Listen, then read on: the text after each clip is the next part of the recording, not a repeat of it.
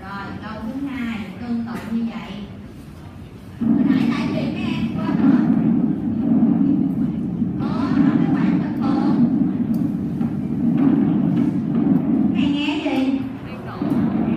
Đang nổ mà. Âm gọi nóng.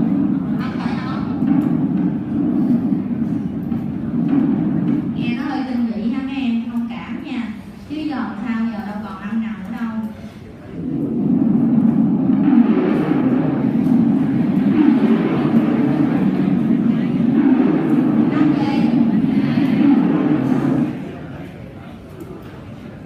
Nhớ về học cái cơ chế nha.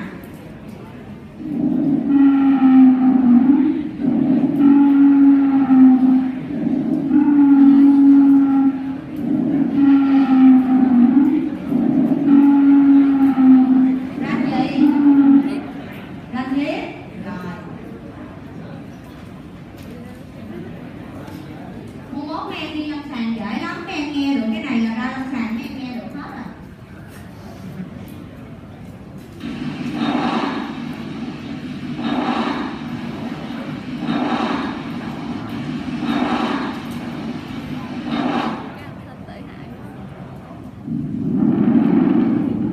Rồi, biết chưa? Phân biệt được chưa?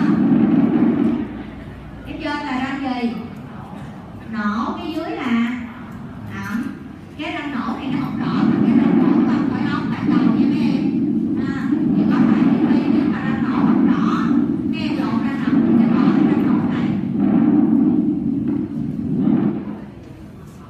Nè, ranh ẩm thì rất rõ. Ủa cái này là